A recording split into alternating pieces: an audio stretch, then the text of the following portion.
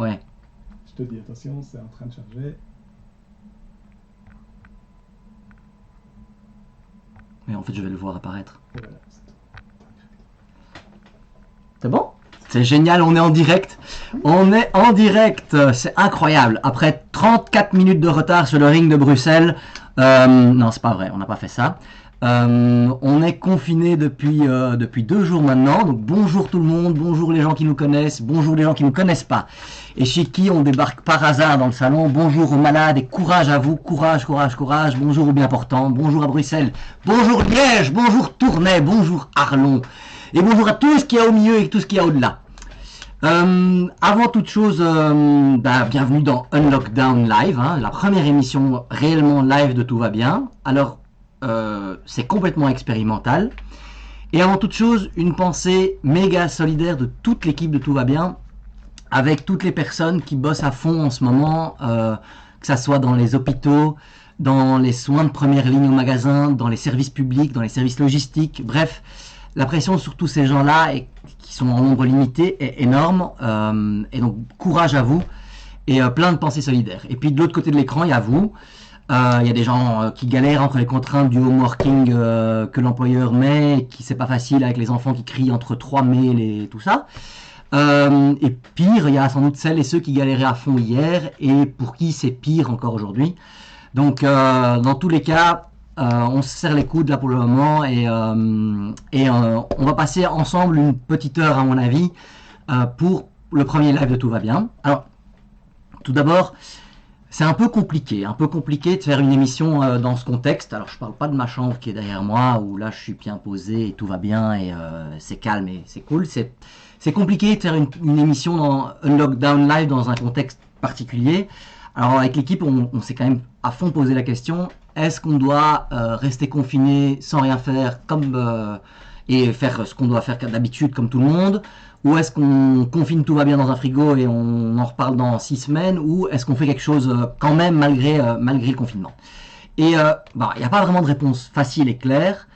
Et donc on décide quand même de tenter un truc, tenter une émission qui rappelle un petit peu ce qu'il y avait avant. Alors avant c'est quoi? Avant il y avait des chouettes trucs dans le monde, il y avait de la culture qui était diffusée un peu partout, il y avait de la musique, il y avait du lien social, il y avait des gens dans les parcs, il y avait des gens dehors, il y avait moyen de se bouger un peu où on voulait, quand on voulait, comme on le voulait, il y avait des solidarités visibles entre plein de gens. Et on n'a pas envie de perdre cette énergie, on n'a pas envie de perdre cette bonne énergie et on a envie, malgré le lockdown, d'en amener ici, d'en amener derrière les écrans et de la partager entre nous. Mais le monde d'avant, ce sont aussi des inégalités, c'est du patriarcat, du racisme, des oubliés du système qui galèrent jour après jour. Et le confinement ne fait pas disparaître toutes ces inégalités, loin de là. Elles sont méga présentes. Quand hier on vivait à 6, je sais pas moi, 6, 8 dans 50 mètres carrés ou 60 mètres carrés dans des quartiers, certains quartiers à Bruxelles ou ailleurs, et bien aujourd'hui, quand hier on vivait à 8 dans ces appartements hyper exigus, et ben les gens pouvaient sortir. Aujourd'hui, ils peuvent plus sortir, donc c'est pire. Quand hier un SDF pouvait se poser quelque part tranquille pour la première fois de sa journée, ou qu'il trouvait une place tranquille, pas à l'intérieur, hein, dehors, quand il était tranquille dehors, aujourd'hui, il est plus possible pour lui de se poser tranquillement dehors. Quand la plateforme citoyenne d'aide aux réfugiés aidait les migrants au parc Maximilien, hier, eh bien aujourd'hui, les réfugiés au parc Maximilien, ils sont chassés par la police de Bruxelles. Aujourd'hui même, c'est arrivé. Donc, la situation hier était pas triste, aujourd'hui elle est pire. Quand une femme battue hier était battue par son mari, eh bien l'ordure, elle quittait la maison de temps en temps une partie de la journée. Aujourd'hui, ils sont enfermés à l'intérieur tous les deux et donc la femme est en danger permanent. La liste est longue, elle est atrocement longue, c'est pas marrant, mais ça existe. Et donc c'est ces deux phases du monde qu'on va essayer d'assumer dans cette émission live. On va essayer de faire des choses plus légères et on va essayer de parler des problèmes qu'on vit et on va essayer de faire le tout en même temps en assumant les deux. Alors, je vais vous demander un petit truc aussi, c'est une espèce de tolérance pour... oui, JB. Alors oui, il y a JB qui est pas très loin de moi, on respecte les règles du confinement, il est à 2 mètres et il m'aide dans la technique. Et donc, ouais, c'était bien. C'est bien, nickel. Juste qu'il y a des gens qui râlent déjà parce que la caméra bouge beaucoup. Ah oui, ok, la caméra bouge beaucoup. Oui, on n'a pas de stabilisateur numérique, donc si vous pouviez nous en commander un sur les internets, de préférence sur un site éthique, ça serait génial. Donc du coup, je vais arrêter de choter dans mon bureau, promis. Et donc du coup, on va essayer de faire cette émission qui assume les deux volets, mais ce que je voulais vous demander avant tout, c'est beaucoup de bienveillance parce qu'on fait ça avec les moyens du bord, une webcam, une connexion internet avec un fil et une technique qu'on a commencé en gros ce matin et une émission qu'on a préparée en une journée. Donc ça va, si ça marche et qu'on sent qu'on a des retours positifs, on continuera peut-être. Mais on attend évidemment et on compte sur vous à mort pour avoir des retours, que ce soit sur la manière dont on gère le contenu, pour poser vos questions. On va essayer de vous suivre, enfin je vais essayer de vous suivre en direct et de lire vos questions, même si ça va pas être facile. Et donc, essayez d'avoir un peu de bienveillance, n'hésitez pas à nous donner des retours et on essaiera d'améliorer le truc. Et on va avoir des invités au fur et à mesure de l'émission, ça va être trop bien. Des invités qui sont pas du tout dans la pièce, qui sont loin parfois. On va avoir des différentes séquences et on va parcourir tous ensemble, ça va être trop chouette. Et donc, bienvenue dans la première émission Unlockdown de Tout va bien, produite par le Festival Esperanza, qu'on salue bien, on salue Namur d'ailleurs, by the way, d'ici. Et on va se plonger dans l'émission tous ensemble et ça va être cool. On lancerait la première séquence bientôt, non ? On va accueillir Johan Berger, vous allez voir, ça va être trop bien. Il y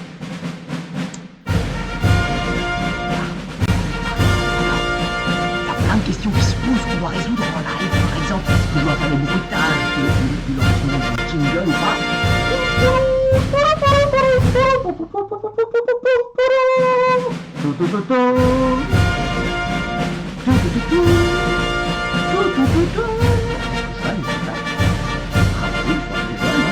Si elle n'arrive pas, on va jamais y arriver. Et donc du coup, on va inviter Johan qui va arriver maintenant. Oui, j'entends que ça sonne, on a du Skype, on lit les trucs, on lit les plateformes. Johan, est-ce que tu nous entends? C'est super. Johan, t'es invité aujourd'hui parce que t'as lancé avec plein d'autres filles, en plus, c'est des femmes qui ont lancé ça, Ouais. essentiellement, une plateforme en ligne de solidarité sur Facebook. On mettra le lien en dessous plus tard. Et tu as lancé cette plateforme au début du confinement il y a quelques jours et on t'a invité aujourd'hui pour montrer aussi dans cette petite séquence solidarité que le confinement c'est pas la fin des solidarités qui avaient lieu hier via des réseaux associatifs, via des gens qui aidaient d'autres gens et via des solidarités interpersonnelles ou via la Sécu, mais que la solidarité reprend des nouvelles formes. Et une des formes là maintenant c'est le groupe que vous avez lancé sur Facebook et donc ça serait cool d'expliquer aux gens d'où vient ce groupe, c'est quoi ce groupe, qu'est-ce qu'il y a dedans, enfin voilà, ce Ouais. genre de trucs. Donc, le groupe s'appelle Solidarité de Bruxelles, Bruxelles Coronavirus. Et il a été lancé vendredi après l'annonce des premières mesures. Et donc, très vite, en fait, on s'est rendu. Enfin, voilà, des gens ont été mis en contact, des gens qui proposaient de l'aide et des gens voilà, des personnes plus isolées qui avaient besoin d'un coup de main. Donc au début, c'était vraiment, c'était plus du one-to-one, quoi. Mais très très vite, on s'est rendu compte que les demandes étaient de plus en plus nombreuses. En fait, ça touche tous les secteurs, à tous les niveaux, individuels, monde associatif, toutes les personnes plus fragilisées, donc les personnes isolées, les personnes âgées, les personnes dans les maisons de repos, les personnes migrantes, les personnes SDF. Voilà, il y a toute une série de personnes donc depuis le confinement, les choses ont encore vraiment évolué. Donc, on s'adapte heure par heure. Pour trouver des solutions, donc on recueille les demandes. Donc maintenant, les demandes individuelles, elles sont sur des groupes locaux, donc parce qu'on met vraiment en avant l'action locale, donc c'est des groupes Facebook, hein, donc sur des groupes locaux et on encourage les gens même à sortir d'internet et juste à mettre une affiche dans le hall de leur immeuble en disant voilà, moi je peux vous aider à faire des courses ou quoi, évidemment en respectant toutes les règles des autorités en matière de sécurité et d'hygiène. pour pas transmettre le virus et voilà, prendre toutes les précautions possibles. Après, c'est vraiment des démarches individuelles, mais ça, donc maintenant, ça se passe sur les groupes locaux et maintenant, nous, on recueille beaucoup de demandes du monde associatif, mais aussi du monde médical. Enfin, de- de- un max de demandes et comme maintenant la communauté compte plus de 10 000 personnes déjà, aujourd'hui c'est le 6e jour, ben, ça permet de donner une visibilité à ces demandes et de tout regrouper au même endroit. Et tous les soirs on sort une synthèse avec toutes les demandes et toutes les offres. Ouais, donc en gros, les gens viennent, s'inscrivent sur la page Facebook. S'ils ont besoin d'aide, ils peuvent demander de l'aide soit directement sur la page, soit sur les pages des groupes locaux. Et à contrario, les gens qui nous écoutent, qui peuvent proposer de l'aide, par exemple, dans des communes bruxelloises, mais je suppose que des groupes comme ça vont exister aussi dans des villes, par exemple à Liège, Charleroi ou Namur, ça va se lancer, peuvent proposer de l'aide à des personnes en question. Ouais, Jingle. donc si c'est une démarche individuelle, genre, ah bon, moi je suis en forme, je suis jeune, je peux, de toute façon je vais faire mes courses, donc je peux en même temps faire les courses pour mes voisins, comme ça limite les déplacements et c'est plus simple. Alors ça, on encourage vraiment à utiliser les groupes locaux Ok. et oui, ça se passe comme ça en fait, c'est vraiment, mais maintenant, oui, comme je disais, les gens peuvent mettre des affiches, mais ça se déroule aussi sur WhatsApp, mais disons que ce groupe permet de réfléchir à des stratégies ensemble. C'est comme un super grand cerveau, si tu veux, où tout le monde réfléchit ensemble et on a déjà vraiment, vraiment avancé, quoi. Et c'est chouette aussi parce que du coup, enfin voilà, il y a aussi des trucs plus symboliques, hein, voilà, comment vivre cette quarantaine. Ensemble et sans être ensemble, donc en Ouais, partageant voilà, plein en de étant à tutos, plein distance, de ouais. trucs. Aussi, il y a un groupe dédié pour les enfants, un groupe dédié pour l'éducation, et puis il y a le rendez-vous à 20 h tous les soirs au balcon, et Ouais, qui on y hier a sera. pris pour la première fois. On y sera d'ailleurs. Ouais. On fera vivre ça en live aussi aux gens. Et est-ce que... Oui, Ouais. vas-y, dis-moi, jeune. Non, mais du coup, voilà, parce que tu parlais des autres villes, je pense que Ouais. maintenant, il est essentiel, si un groupe n'existe pas dans votre ville et que vous avez envie de le lancer, lancez-le. Vous pouvez tout copier-coller de chez nous. Il n'y a pas de souci. Ne réinventez pas la roue. Prenez quelque chose, partez du modèle qui fonctionne, parce que c'est quand même beaucoup de réflexion et peu d'heures de sommeil pour mettre les choses en place. Donc, lancez-vous, les demandes sont multiples à tous les niveaux. Il y a beaucoup, beaucoup d'urgence. Il y a beaucoup de gens qui ont besoin de Est-ce que, bénévoles parce qu'en fait, tout s'effrite. ouais, justement sur le tout c'est frites, est-ce que tu as des exemples, euh, gens qui peuvent éclairer sur la manière dont hier des choses étaient peut-être un peu gérées et aujourd'hui elles ne le sont plus du tout et ça pourrait être dramatique dans quelques jours pour un peu donner, je sais pas, un truc éclairant pour que... Oui, ben, par exemple, les personnes âgées, isolées, voilà, quand les services traditionnels d'aide s'arrêteront ou se feront beaucoup plus rares pour des raisons sanitaires ou parce que les personnes sont malades ou parce qu'elles ne peuvent plus travailler parce que garde d'enfants, parce que tout le monde fait un peu comme il peut, mais que c'est plus possible, ben comment est-ce qu'on fait? Comment est-ce qu'on fait avec ces personnes qui sont isolées, qui peuvent pas sortir de chez elles, qui sont déjà dans une très grande précarité, certaines. Bon ben voilà, faut agir quoi, il faut agir mais tout le monde, hein, tout le monde, enfin il suffit tous les soirs donc je poste une synthèse. Je suis en train de regarder les demandes d'aujourd'hui. Par exemple, voilà, maintenant il y a une demande urgente, ah oui, ça on n'en a pas encore parlé, des masques. Donc, Ouais. c'est-à-dire qu'il y a un problème. Dans ce pays, il n'y a pas assez de masques. Donc, qu'est-ce qu'on fait? Ben, on les coud. Et donc, ça, c'est vraiment. Il y a un groupe spécial juste pour les masques, avec plein de personnes qui sont en train de coudre des masques pour la communauté. Là, il y a eu un appel pour coudre 100 000 masques. Voilà, ça s'organise. Donc, chacun chez lui. Mais il faut bien coordonner l'information. Où est-ce qu'on la coordonne? Sur des groupes comme le groupe Solidarité et le sous-groupe des masques. Il y a l'hôpital UZ qui a besoin de babysitter. Enfin, en fait, c'est un peu tout le monde qui a En besoin gros, de, ouais. ouais, Il y a plein de demandes qui affluent dans plein de secteurs différents qui pour le moment ne savent ouais. pas trop quoi faire et qui trouvent ça comme réceptacle pour le moment. Oui, oui, et il y a Médecins du Monde qui a besoin de matériel aussi, parfois de certaines assos ont besoin de bénévoles Par exemple, les maraudes, c'est beaucoup plus délicat.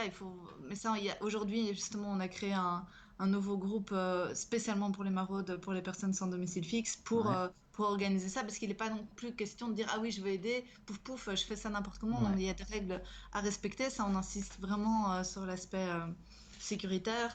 Il y a des règles à respecter et bon, on évite tout attroupement, même si on veut aider. Et ça aussi, pour les gens qui veulent aider. Bien sûr, c'est super d'aider son voisin, mais on le fait seul, quoi. On commence pas à faire ça En attroupement, avec ses copains. ouais. Ouais, donc c'est seul. Si on aide une personne âgée, c'est mieux de pas être en contact avec des enfants. Enfin, c'est mieux, c'est même, il faut ne pas être en contact avec des enfants et vice-versa. Et on le fait seul et on essaye de pas. Enfin, si on aide une personne, on essaye d'être le contact de cette personne-là, quoi. Et pas changer tous les jours, évidemment, pour Ok. limiter les risques. Est-ce que il y a quelque chose, est-ce que tu as vu une évolution entre le début du confinement, mettons jeudi passé et aujourd'hui, qui est marquante? Ouais, bah oui, je me souviens très bien de quand on a lancé. Donc c'est chouette, hein, parce que c'est avec des filles que je connaissais pas à la base. Donc c'est un peu un hasard quoi, que ce groupe a été lancé. Et puis j'ai vu des gens qui postaient des trucs intelligents et j'aurais dit, hey, on s'appelle, on fait ça ensemble. Et, euh, et au début, tu vois, on acceptait comme ça les offres. On s'est vite rendu compte que, si tu veux, qu'il allait avoir un besoin, mais les besoins n'étaient pas encore là parce qu'il y avait tout fonctionnait encore, quoi. Et donc on s'est dit, tiens, est-ce qu'il va y avoir des besoins? Et en fait, là, jour 6, enfin, la vie est déjà complètement différente. Il faut en fait tout réorganiser, tout repenser. Alors bien sûr. Les autorités, elles avancent aussi de leur côté, mais en attendant, les urgences affluent enfin, il faut y répondre, parce que tout le monde a besoin d'aide, grosso modo, c'est ça. Est-ce que du coup, peut-être avant-dernière question, est-ce que tu aurais une attente par rapport aux autorités? Enfin, je sais que dans ce pays c'est un peu compliqué, tout le monde est compétent sur plein d'autres trucs différents. Et est-ce que il y a des attentes qui sont évidentes et des questions prioritaires que le monde politique, même si on sait qu'il est débordé et qu'il y a plein de trucs à faire, pourrait adresser là maintenant de manière hyper urgente? Ben, tout le monde se pose un peu la même question par rapport. On voudrait des règles vraiment très très claires de sécurité pour les personnes qui veulent aider, parce que on suit les règles officielles, mais c'est vrai que comme les demandes se multiplient, les gens. Enfin voilà, ce serait bien d'avoir vraiment une liste. Voilà, par exemple, quand on je sais pas, des trucs et astuces vraiment très clairs. Prendre la carte de banque de quelqu'un, est-ce que ça se fait dans une enveloppe qu'on glisse sous la porte? Je sais pas, il faut être créatif. En fait, on n'a pas le choix. Donc, et on fait preuve de créativité, mais ce serait chouette de. Je pense que tout le monde associatif demande aux autorités. Nous, on fait que relayer les demandes, hein. On est vraiment un groupe relais. Mais je pense que tout le monde associatif est rempli de questions. Il y a les centres enfin, voilà, qui accueillent les personnes plus vulnérables. Est-ce qu'on ferme? Est-ce qu'on arrive à garder les distances qu'il faut? Comment est-ce qu'on fait? Est-ce qu'on reste ouvert? Est-ce qu'on ferme? Enfin, tout le monde se pose des questions à tous les niveaux. Et voilà, je pense qu'il y a des urgences, comme j'ai dit, à tous les niveaux, de tous les côtés, et, et il va falloir être rapide. Ouais, ok. Est-ce que tu as un dernier truc peut-être plus... Enfin, est-ce que... Plus fun. Ouais, non, pas fun, pas forcément, parce que voilà. Mais est-ce que dans le groupe, tu sens une énergie qui fait qu'on... il y aura quand même moyen, si on met les bonnes règles et un cadre clair, qu'on n'abandonne pas la moitié des gens qui ont besoin d'aide et à qui on Ouais. pourrait la donner au bord du chemin, et que le confinement, ça soit en fait masquer la misère et puis la laisser crever, quoi.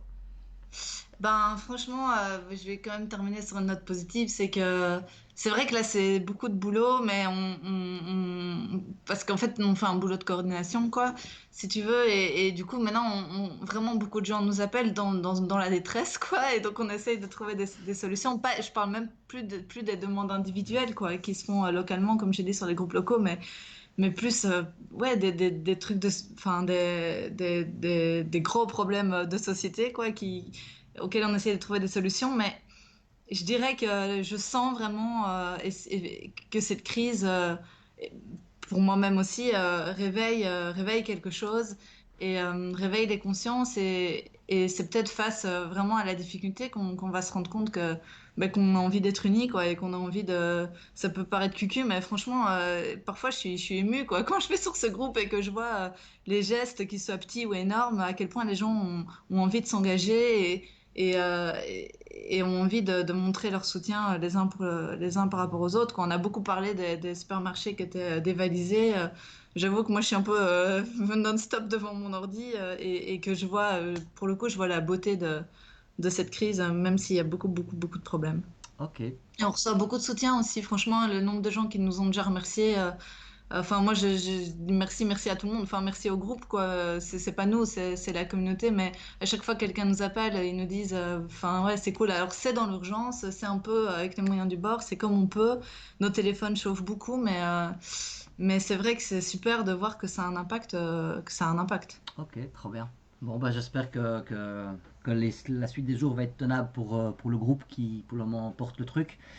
Et que vous aurez du soutien de la part de plein de gens à Bruxelles, et puis que d'autres groupes vont naître dans d'autres parties de la Wallonie et de la Flandre, pourquoi pas. Ouais, ça c'est important, vraiment. Je pense que s'il y a un truc à retenir, c'est si vous avez envie enfin, si vous avez les possibilités en termes de temps et technique et voilà, boulot, machin, de lancer cette initiative dans votre ville. Parce que là, on commence à avoir des demandes, mais enfin, qu'on est obligé de refuser parce qu'on peut pas s'occuper de tout le monde. Ah, je vois qu'il y a des journalistes qui sont dans ma rue pour pour filmer le 20h. Mais ouais, de lancer la même chose chez vous, quoi. C'est important, c'est hyper important. Et ça marche. Et vous pouvez envoyer un message à n'importe quel admin ou même à moi. Et il y a pas de souci. C'est moi qui ai écrit les synthèses, donc vous verrez ma petite tête. Vous pouvez m'envoyer un message sur Facebook et je vous expliquerai comment tout fonctionne. Ok, trop bien, appel entendu. Merci Johan. Merci. Bonne Salut. suite de soirée, courage. Ouais, merci. Donc voilà, là on avait le témoignage de Johan Berger qui était dans la plateforme de solidarité contre le coronavirus, mais c'est Solidarité de Bruxelles. Enfin voilà, on mettra le lien dans le live de Tout va bien. Je vois qu'il y a des gens qui se connectent, qui nous rejoignent aujourd'hui en cours de route. Bienvenue à ceux et celles qui nous rejoignent. Je lis quelques commentaires quand même parce que on est quand même. Ah, merci Tony de dire que ça coupe et que c'est revenu.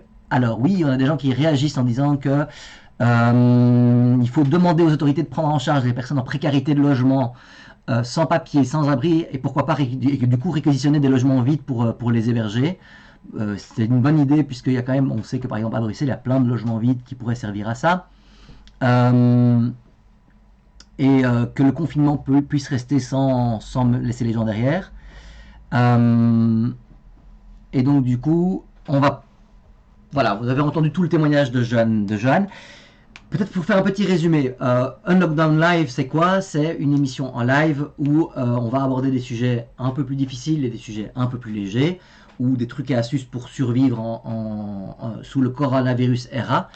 Et du coup, la séquence un peu plus légère, après avoir abordé toutes les gestes de solidarité qu'il peut y avoir actuellement, c'est de parler littérature. On va parler littérature parce qu'a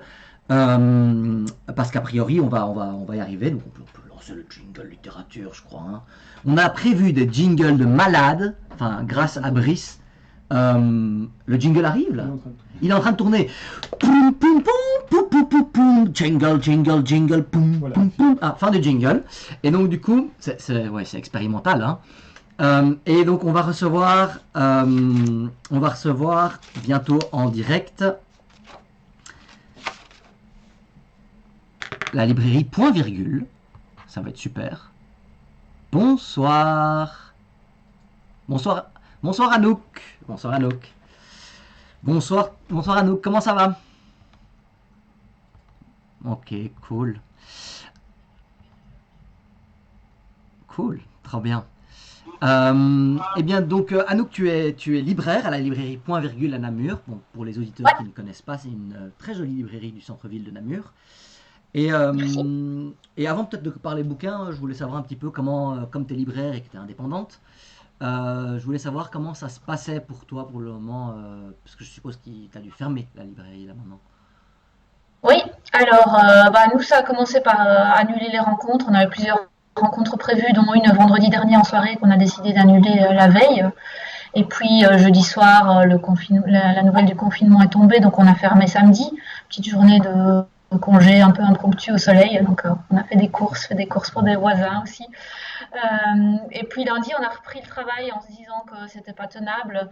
Et donc, on a pris la décision quelques heures avant que l'obligation devienne de fermer. On a fermé les portes de la librairie mardi soir.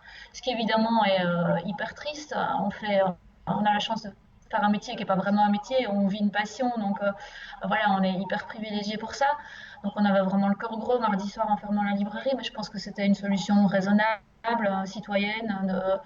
Nous, on fermait pas tellement parce qu'on avait personne, c'était plutôt l'inverse. On fermait parce qu'on avait beaucoup de monde, beaucoup de gens qui ont fait des provisions et qu'on a un petit espace, une petite librairie et qu'on voyait se mélanger tout le monde et qu'on se disait oh là là, on ne doit pas participer à la circulation du virus. Donc c'est ça qui nous a poussé à prendre la décision de fermer. On a fermé mardi soir Ok. et voilà, Ok. pour longtemps, je pense, quelques semaines en tout cas. Et ça va aller comme indépendant ou ça va être galère à mort? Alors, Comment vous faites ça les va être libraires galère là pour le moment? forcément.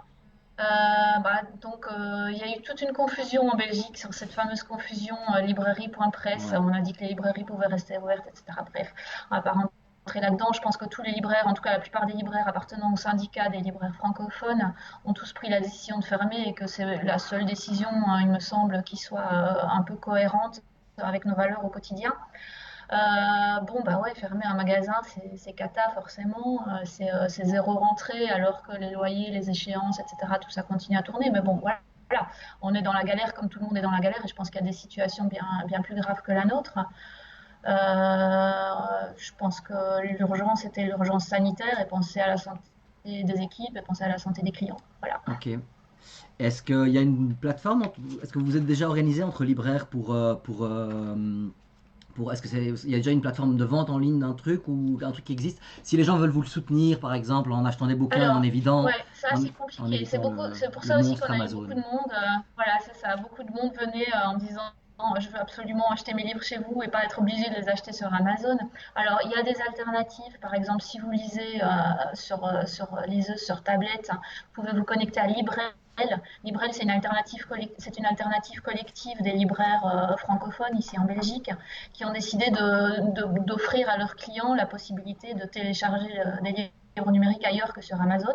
Donc vous vous connectez soit sur le site de votre libraire habituel et il a un corner livre électronique, soit directement sur la plateforme Librel. Et là, vous avez un choix assez vaste, beaucoup de textes en accès gratuit, tout ce qui est, enfin tous les classiques, quoi, tous les textes qui sont dans le domaine public, on peut les avoir gratuitement. Et puis des téléchargements payants pour les choses plus récentes. Ok.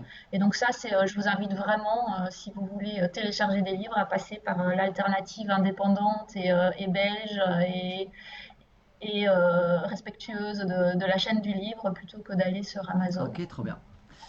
J'espère que les gens ont entendu le message. Et du coup, on va parler du coup littérature. Hein, ça va être bien. En discutant avec toi et en préparant ce moment, tu voulais parler du livre de Nastasia Martin, Croire aux fauves, que j'ai Ouais, par hasard lu parce que en gros, j'ai lu un livre sur les 8 derniers mois et à mon avis, là maintenant, c'est le bon. grâce au virus, je vais pouvoir en lire deux, trois de plus. Mais donc, je l'avais chez moi par hasard. C'est pas, voilà, c'est du bol. Hein. N'importe quel autre livre, je l'aurais pas eu. Et donc, pourquoi tu as choisi le livre? De quoi il parle? Et pourquoi tu crois qu'il est important pour le moment dans ce contexte-ci? Alors, c'est un livre d'abord que je trouve incroyable dans la forme, par la question de l'écriture de la littérature, c'est magnifique. C'est surtout une expérience humaine vraiment hors du commun. Et puis alors, je trouve que c'est un livre qui n'arrête pas de résonner avec ce qu'on vit pour le moment. C'est un livre sur comment dire, sur la crise, sur ce qui surgit dans une vie et qui vient remettre tout en question, tout en cause. Nastasia Martin, elle est anthropologue, elle est spécialiste des peuples du Grand Nord, elle a travaillé en Alaska, elle a travaillé en Sibérie, et là, elle raconte une expérience personnelle, donc sa rencontre avec un ours sur les hauts plateaux de Sibérie, un truc qui m'arrivera jamais à moi, qui risque pas d'arriver à grand monde parmi nous, mais qui vient introduire comme une cassure dans sa vie, enfin, voilà, comme il y a un avant, il y a un après, et donc il faut réinventer, il faut retrouver une place dans le monde, il faut se repositionner par rapport aux autres, et c'est un livre qui est vraiment très très riche hein, sur la façon dont elle dit dont l'invisible peut s'engouffrer dans une vie et la pousser vers l'inattendu. Je pense que c'est des mots qui résonnent vraiment avec tout ce qu'on vit aujourd'hui. Ok. Un livre qui se lit hyper aisément, à la fois un roman d'aventure, ça fait 150 pages, mais tout est dit, elle va vraiment droit au but. Ouais, c'est vrai que quoi. c'est Livre assez magnifique. court et il y C'est a bref. quand même un ours dedans, donc c'est vrai que l'aventure est assez, enfin c'est palpitant. Ce qu'elle a vécu est Ah, palpitant et c'est donc du clair. coup Ouais. on se sent vivre dedans On est accroché. à fond. Ouais. Après, il y a plein d'autres lectures pour le moment. Tout le monde relit La Peste de Camus, mais Les Furtifs de Damasio, je crois que c'est un bouquin qui est pas mal inspirant aussi. Ok. Mona Chollet, l'auteur de Sorcières, elle a écrit il y a quelques années un petit livre qui s'appelle Chez soi et qui est un livre sur l'espace domestique. Et c'est hyper éclairant de relire ça quand on est confiné. Voilà, des suggestions, ça ne manque pas. Ok, trop bien. Ben merci beaucoup. Avec plaisir, Ouais, Nabil. À mais à bientôt. bientôt. Merci. Bon courage. Merci. Voilà, on a eu un petit conseil littérature maintenant, c'était chouette. Enfin, j'espère que vous avez trouvé ça chouette. Moi, je trouvais ça chouette. Il faut que je regarde maintenant dans ma conduite ce qu'on avait prévu parce que j'ai un peu oublié la moitié. Oui, c'est ça. Hein, c'est ça quand on n'est pas journaliste professionnel. On croit qu'on peut s'improviser alors que c'est un métier. Mais ça va le faire. Hein. Alors, j'espère que vous vous amusez bien, hein, les gens qui nous suivent. Vous êtes combien? Vous êtes 100, 108. C'est bien ça, c'est pas mal hein, pour une première. Est-ce que tout le monde va bien derrière l'écran? Et là, vous criez tous ensemble. Ouais, sauf mes colocs qui sont derrière le mur, sinon je vais les entendre et ça va pas le faire. Et donc, après, on a eu le témoignage de Johan, on a eu la librairie Point Virgule en ligne avec nous, pour l'autrice Anastasia Martin, pardon. La séquence suivante, c'est une séquence... Ah oui, c'est une séquence que j'aime beaucoup parce qu'on va rigoler tous ensemble un bon coup. C'est important de rigoler. L'indice, c'est ça, hein, un maillot de foot. Je ne sais pas si vous avez vu les gens qui sont amateurs de sport ici. Je ne sais pas s'il y a des amateurs de sport derrière l'écran, mais a priori tout le monde a vécu l'année passée ou l'année d'avant encore le mondial de football. Et il y a quand même un truc qui était marquant, comme là maintenant tous les sports sont annulés, on ne peut plus quasi aller dehors, sauf avec un ami, toujours le même, pour courir à 1,50 m de distance, tout ça. On va se repasser un moment d'anthologie de l'histoire du sport, hein JB? On avait vibré tous ensemble. Hein, Le jingle. Ah oui, il ne faut pas oublier le jingle. Apparemment les gens aiment le jingle, donc on va faire le jingle. On va d'abord lancer le jingle et vous allez avoir une surprise, un match de football incroyable. Et oui, Nicolas l'a vécu avec moi. Jingle! Olé! Olé! Jingle! Jingle est fini. Le jingle est fini et on va lancer Belgique-Japon les amis. On va se repasser 2 minutes 30 d'anthologie où on a gagné contre le Japon en renversant la situation. On va écouter Rodrigo. On balance. Très bonne couverture de balle de la part de Inouï. Et attention, il est parti à toute allure à droite là, dans le dos de Vertonghen, c'est passé, aïe aïe aïe. Il a le japonais, il la met dans le dos et on est triste. Moi je me souviens, je pleurais place Saint-Jean. Ce but de Genki Haraguchi. La Belgique se fait un harakiri véritablement sur son point faible. Jan Vertonghen. Ouais, là c'est Inouï, hein, c'est Inouï ce qu'il a arrivé. Vincent Compagnie la remet dans l'axe et ça c'est bon. Toujours mauvais quand on fait ça. Dangereuse Et de paf! Vincent, il s'ouvre le terrain, le tir et le but. C'est pas possible. Et là, c'est la remontada. La remontada. On va y arriver. On va remonter. Comment lire le commentaire. cette balle comme ça dans l'axe? Pas très sûr. Alderweireld. Vertonghen, tout ça n'est pas très académique, mais le danger. Regardez Kawashima, but inscrit par Jan Vertonghen. Allez les gars, allez, vous allez le faire, vous pouvez le faire les gars. Jan Vertonghen. But qui sort de nulle part. Ah bah oui, mais on s'en fiche d'où il Et vient. là, Vertonghen la mise. Hein. Le centre d'Hazard. Et le ballon Marouane! Marouane! On t'adore, Marouane. Et là c'est le à droite qui est tellement bien. Marouane Fellaini. Notre chevelu, notre diable chevelu s'y fait. Allez, vas-y Kevin, va au bout. Il y a une occasion exceptionnelle À de la droite vers Meunier. Voilà la Ils passe. vont le faire. Ça va être le but. Meunier pour Lukaku. Ils vont le Il l'a faire. fait. Et c'est Je l'ai dit, bordel. Et là, on l'a mis. Hein. Là, on va jouer contre le Brésil. C'est ça qui est bien. On va jouer contre le Brésil. Pour la Belgique. Nasser Chadli. On ne s'attendait absolument pas à ce scénario. Bon, j'espère que oui, l'écran, en fait, je ne vois pas vraiment, et donc du coup, je dois m'écarter pour aller à 1m50 de moi comme prévu, regarder l'écran, enfin bref, on respecte ici les trucs à la lettre, pardon. Donc voilà, j'espère que vous a reboosté ce petit moment, cette séquence émotion, souvenir, tous ensemble, le mondial qu'on a vécu il y a 1 an, il y a plein de trucs chouettes dans le passé qu'on peut se remémorer comme ça. Et donc du coup, maintenant qu'on a fait le plein d'énergie, on va passer à un moment un peu plus... On va se calmer un petit peu et on va passer à un moment un peu plus... on va interviewer quelqu'un aussi. Et on va mettre en évidence les invisibles, ce qu'on va appeler les invisibles. Les gens qu'on ne voit jamais et qui font un taf incroyable au quotidien. Et ils le font depuis des années, sans forcément qu'on mette tout ça en évidence. Et sans qu'on mette forcément en évidence. Et là, la crise qu'on traverse avec le coronavirus permet de mettre en évidence ces actrices et ces acteurs comme étant centrales. Et en gros, ce sont les gens sur qui la société entière repose. Et du coup, on va lancer là le jingle. Ouais, jingle. Là, je vais faire un peu moins calme parce que ça ne va pas si je fais des blagues tout le temps. Et ça, on va interviewer Camille. On va recevoir Camille. Camille qui est infirmière. On voit juste sa photo pour le moment, je vais l'appeler. Je peux le dire. Ouais. Donc on va appeler Camille là maintenant. Donc Camille est infirmière à domicile de profession, elle est infirmière. Mais elle va expliquer ça mieux que moi. Voilà, on l'appelle. J'entends la sonnerie du Skype dans mon casque. Bonsoir. Salut. Camille. Bonsoir. Ça va? Tout va bien. Tout va bien. Cool, tant mieux. Bon ça, est-ce que ça se passe là pour le moment chez toi? Tu bosses encore beaucoup? Donc j'ai dit à l'antenne que tu étais infirmière à domicile. Peut-être tu peux nous expliquer qui tu es, où est-ce que tu travailles, enfin voilà, dans quoi tu es active pour le moment, pour expliquer aux gens qui nous écoutent. Ok. Donc moi je suis infirmière à domicile à vélo dans une SBL. Okay. À côté de ça, je suis aussi formatrice pour de futures aides-soignantes. Okay. Et pour aussi, et entre autres pour du personnel de nettoyage dans les hôpitaux. Donc on appelle ça des agents d'entretien hospitalier. Et je vais même dire des agentes puisque c'est uniquement des femmes. Ouais. Et puis en plus de ça, je suis membre de La Santé en lutte, donc un collectif qui revendique pas mal de choses au sujet de la santé et je pense que je pourrais en parler un peu après.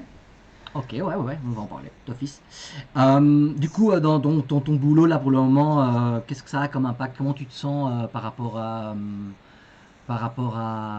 tout ça pour le moment? Comment est-ce que tu sens la crise et tout ce qui est autour du confinement qu'on vit actuellement par rapport à ton boulot? Quel impact ça a et comment vous le vivez, vous, dans le personnel soignant, en tout cas dans les sphères dans lesquelles tu évolues? Alors, pour moi, personnellement, des conséquences, c'est sûr qu'il y en a absolument pour tous les soignants. Je pense clairement que d'abord, c'est le stress d'être mal informé, de devoir chercher l'information, en tout cas moi comme infirmière à domicile, de recevoir les informations un peu au compte-gouttes. Par exemple, au sujet des masques, il n'en faut pas, puis il en faut quand, et puis lesquels, et puis de toute façon, il n'y en a pas, donc, parce que vraiment, il y a une pénurie au niveau du matériel, donc parfois des informations contradictoires aussi.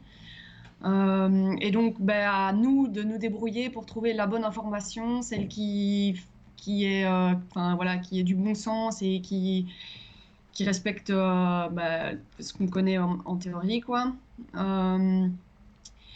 Et puis, comme toujours dans les soins de santé, on se sent très des soins qu'on va donner, quoi. On a peur de faire mal, donc on doit vraiment rester focus pour rester consciencieux. tout en sachant qu'on doit pouvoir rassurer aussi les patients, même si en fait nous-mêmes on est un peu dans l'incertitude et on est obligé de faire au jour le jour, quoi. Et puis, par contre, une autre grosse conséquence qu'on vit là maintenant, c'est de voir l'énorme solidarité qu'on a d'un seul coup par rapport au travail qu'on fait. Et là, je parle de moi, mais je parle aussi du coup de tous mes collègues et de tous les gens avec qui je suis en contact grâce à la santé en Ouais. lutte. Et dans ton travail au quotidien, avec quand tu passes chez les gens, il n'y a pas trop de crainte. Est-ce que tu sens un truc, je sais pas si vous avez t'as des personnes plus isolées, je suppose. Est-ce que tu ressens de Bien l'angoisse ou des sûr. trucs comme ça? Oui, bien sûr. Oui, oui, c'est sûr. Enfin, il faut répondre à beaucoup de questions. C'est sûr que il faut passer plus de temps avec les gens pour écouter leurs angoisses et, et puis rappeler les conseils d'hygiène et surtout faire la part entre le vrai et le faux. Ouais, ouais, il y a ça énormément, ouais, c'est sûr. Ok, bon, ouais, courage, franchement. Ça n'a pas l'air facile, mais je crois que les gens sont solidaires, même dans les commentaires, quand je vois les gens sont solidaires de votre boulot et on sait que vous faites un taf de fou avec les moyens du bord. Et tu m'as dit que tu étais actif dans Santé en lutte, pardon, pas en lutte, C'est ça. Santé en Ouais, lutte. Et donc, donc c'est un réseau du personnel soignant hospitalier qui milite ensemble, notamment vis-à-vis de la crise que traversent les soins de santé en termes de financement et de conditions de travail. Est-ce que tu peux peut-être expliquer d'où ça vient, parce que c'est quand même antérieur à la crise du coronavirus quand même. Il faut ouais, bien bien sûr. expliquer ça. Donc en fait, c'est même plutôt un collectif de travailleurs Ok. de la santé qui regroupe pas uniquement le personnel hospitalier, mais qui regroupe des sages-femmes, des infirmiers, des aides-soignants, mais aussi des brancardiers, le personnel de nettoyage, enfin tous les gens qui ont à voir avec la santé et même des patients qui nous Ouais. rejoignent.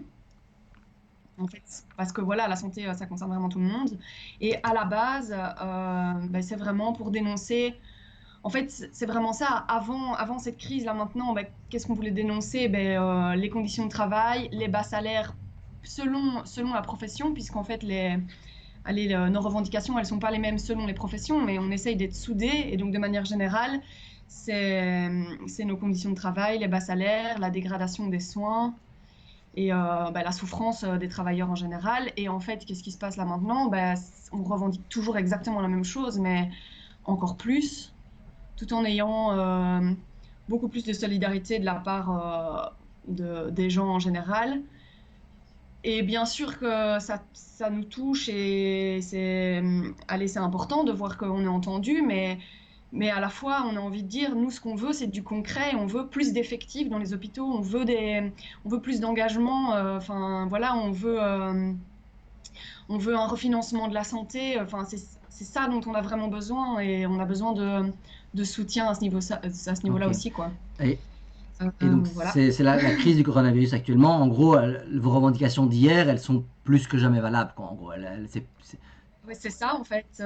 En fait, la crise du Covid-19, c'est un peu, ça prouve tout ce qu'on dit depuis des ok, mois, quoi. Donc, en fait, dès que tout d'un coup la situation empire, eh bien, voilà, tout ce qu'on dénonce est mis au grand jour, quoi. Donc, ok. que, enfin voilà, au niveau du ratio patient par soignant qui est beaucoup trop élevé. Ouais, Enfin voilà, toutes les conséquences du sur sous-effectif, le etc. personnel quoi. médical. Ok, trop bien. Merci, Ouais. j'espère que le message sera relié à qui de droit. Merci en tout cas Merci. pour ton témoignage, Camille. Et courage dans le quotidien, au boulot, au jour le jour. Merci, c'est À gentil. plus, salut. Donc voilà, là on vient d'avoir le témoignage de Camille qui est infirmière à domicile et qui est active dans la santé en lutte. Donc voilà, si vous avez des questions, n'hésitez pas. Si vous nous rejoignez en cours d'émission, c'est Unlockdown Live de Tout va bien Média, qui est produit par Esperanza en mode confiné. Donc je ne sais pas si vous avez déjà fait un festival en mode confiné. Nous, on n'avait jamais fait je ne vais pas parler en mode mauvais augure, donc je retire ce que je viens de dire. Ça va aller, on va passer un été tranquille, j'espère. Croisons les doigts. Donc on est produit par le festival Esperanza Et on fait une émission pour essayer d'assumer les deux côtés de la vie, à savoir que la vie continue, il y a quand même des trucs cool qui se passaient avant et qui continueront à se passer. Il y a des trucs qu'on revendiquait avant, des solidarités qui avaient lieu avant, des drames qui avaient lieu avant, qui auront lieu encore demain. Et c'est pas une raison pour pas en parler. Si vous avez des commentaires, des questions, n'hésitez pas. Paul qui dit bravo Camille. Ouais, enfin voilà. Oui, finalement on a réussi à réavoir Camille en vidéo, je pense. On va passer à une autre séquence. Il est bientôt 20h, donc on va même faire un direct, vous allez voir. On va essayer un truc de malade ici. Mais en attendant 20h, on va prendre la séquence suivante. C'est Nicolas. Nicolas qui fait son cinéma. Cinéma! Attention, jingle! Cinéma! Nicolas fait son cinéma. Cinéma. Un jour, j'aurai peut-être un boulot différent de celui actuel, genre jingleman. Nicolas, est-ce que tu m'entends? Nicolas, tu fais partie du collectif Tout va bien, non? Ouais. Oui, c'est incroyable. Hein. Est-ce que tu t'y attendais pas? Non, pas du tout. Tu me prends au dépourvu. Ok, tant mieux. C'est cool, j'aime bien prendre au dépourvu pour des coups de téléphone surprise. Est-ce que, Nicolas, tu as préparé le petit devoir qu'on t'avait demandé de préparer? Écoute, non, mais ça tombe bien parce que j'ai 3 DVD ici sur mon bureau. Ouais, Donc, ah on bah va c'est sans dingue doute ça. pouvoir parler cinéma comme tu me le demandes. Donc, j'ai été chargé par Tout va bien de faire une petite sélection cinéma à chaque fois, 3 petits films à valeur sociale. Parce que ton boulot, Donc, je... Pardon? Parce que ton boulot, peut-être expliquer aux gens ce que tu fais pour Tout va bien, parce que tout le monde ne te connaît c'est vrai pas. que je fais partie des 2 réalisateurs avec Jean-Baptiste Dumont. Jean-Baptiste, d'ailleurs, qui est à la technique là sur le live. Je pense qu'on peut le citer. Je ne sais pas si ça a déjà été fait, mais c'est lui qui gère toute la technique du live pour le moment. Et c'est incroyable ce qu'il fait parce que ça marche du tonnerre. Donc bravo JB. Mais du coup, effectivement, on est tous les 2 réalisateurs pour Tout va bien. Voilà. Et t'as 3 DVD sur ton bureau par hasard qui sont arrivés, je suppose, comme ça, comme par Par enchantement. hasard. Vraiment, c'est vraiment. Ça tombe bien que tu m'en parles parce qu'ils sont là. Ouais. Et du coup, c'est des films qu'on peut regarder pendant le lockdown. Maintenant que vous en avez plein de temps pour regarder des films, autant se pencher sur des films. Je me suis un peu. J'ai fait un peu une sélection de classiques, je t'avoue, pour commencer. Des classiques qui ont un peu un message social derrière. Ok, ouais. Et Donc le premier film, ce c'est quoi sera du coup? Metropolis. Évidemment, la base, quand on parle de film social, Metropolis de 1927. 1927? Et oui, en noir et blanc, avec encore des cartons et pas de paroles. Incroyable. C'est difficile à imaginer aujourd'hui, mais ça existait. Un des Ok. premiers grands classiques du cinéma. Ils l'ont Qui diffusé parlait sur... déjà de lutte sociale. Ce qui est assez marrant, c'est que le film se déroule en 1926, en 2026, donc pas très loin d'ici. Ouais, genre dans 26 Et du dans coup, 6 voilà, ans, ça quoi. parle vraiment de lutte sociale, de hiérarchie de classe et tout ça, avec les riches qui vivent dans le haut de la ville, les pauvres qui vivent dans le bas de la ville, et un accident fortuit provoque la mort de 10 ouvriers, ce qui fait en sorte qu'il y a une révolution qui se fomente. Aussi sous fond d'histoire d'amour entre une personne venant du haut de la ville et du bas de la ville, donc il y a un côté Roméo et Juliette assez universel derrière, mais c'est un énorme film aussi bien pour ses décors que pour sa direction artistique, etc. quoi. Ok. Et, Voilà. et le deuxième, du coup? Le deuxième, Sa Majesté des Mouches de Peter Brook. J'avais vu ça en théâtre, moi, je crois.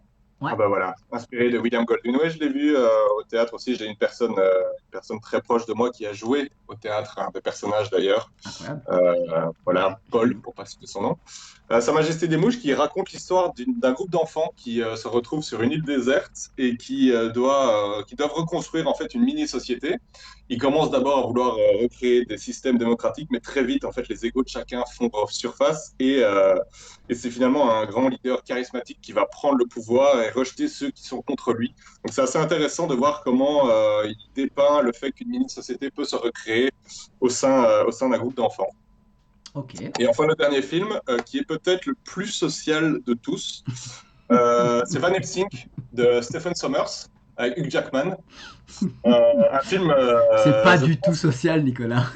Mais attends, ça se passe en pleine époque victorienne, il y a énormément à raconter sur l'époque d'aujourd'hui. Je pense que Van Helsing est vraiment un miroir de l'époque sociale dans laquelle on vit.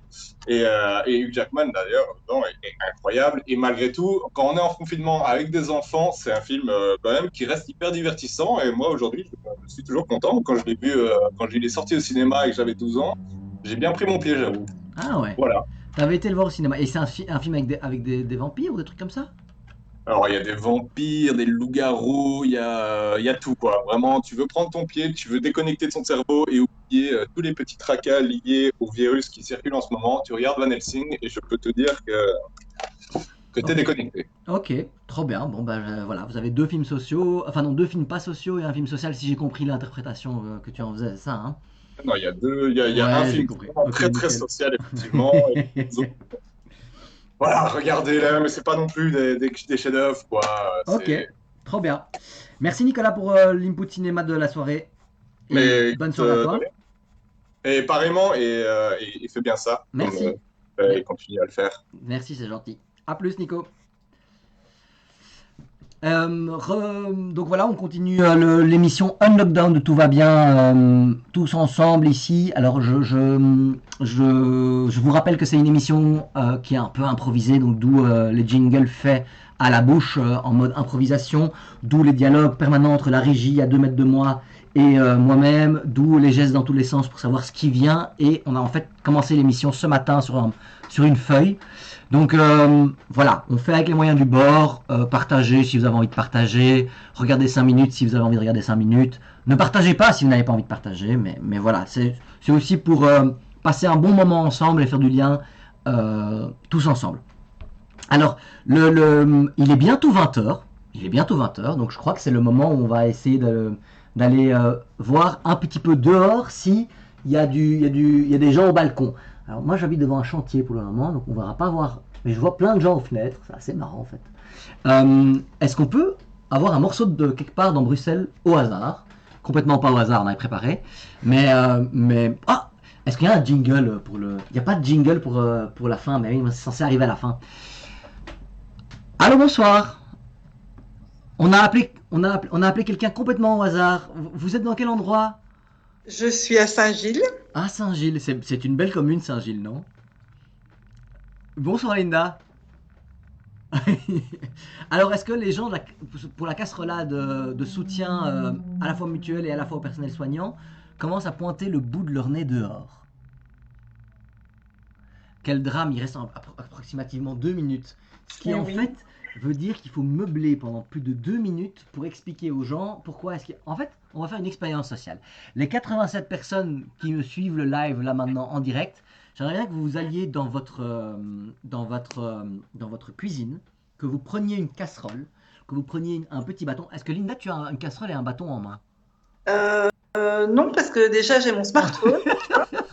C'est quand j'ai fini ma question que je me suis rendu compte qu'elle était absolument débile. C'est dur ça quand même.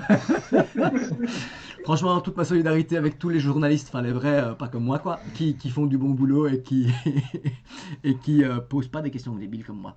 Bon du coup, comment était hier l'ambiance à Saint-Gilles avec la casserolade en fait?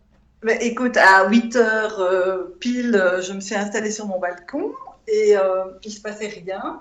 Mais je voyais juste en face de moi, dans la maison en face, des gens qui étaient comme moi, immobiles sur le balcon, un peu interdits comme ça. Ouais. Et puis j'ai commencé à taper dans les mains, un peu, en me sentant un peu seule au monde comme Genre ça. Et puis tout timidement à coup, comme ça, comme à oui, un petit peu comme à la timidement, fin pas d'une trop pièce fort. quand on n'est pas sûr qu'elle est finie quoi. Voilà, c'est ça. Et puis les gens en face ont fait la même chose et en 2-3 minutes, tout le quartier comme ça s'est mis à frapper dans les mains, à faire des you-you, à crier et tout. Et j'entends ça des commence, trucs. ça commence. Il est temps de sortir, je pense, pour montrer aux Oui, gens qui voilà, nous suivent on y qu'il va. se passe des Je vous choses. invite sur mon balcon. Moi, je vais casseroler aussi. Hop, voilà, je m'absente et je vais voir parce que j'ai envie d'aller Ça voir. commence.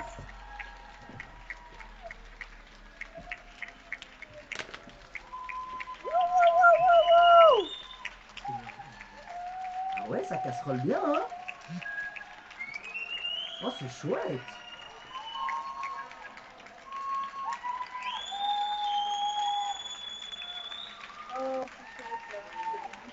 Oh, c'est cool.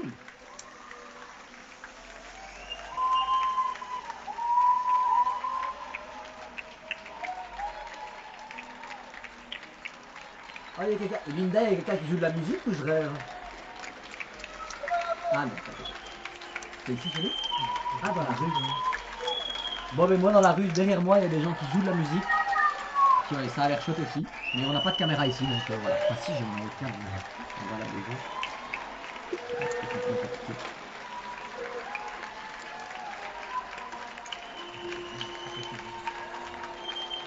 Est-ce que vous entendez aussi en live sur votre vidéo? Vous êtes déjà tous dehors en train de...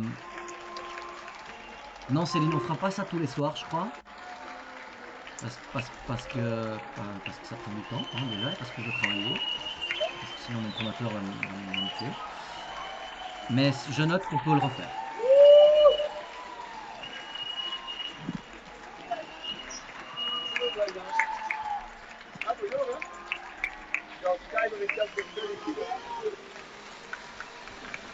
À mon avis, on va passer bientôt à la séquence suivante. Hein. À mon avis, j'ai perdu Linda. Enfin, je l'ai perdu. Ouais, mais elle ne nous entend plus. Donc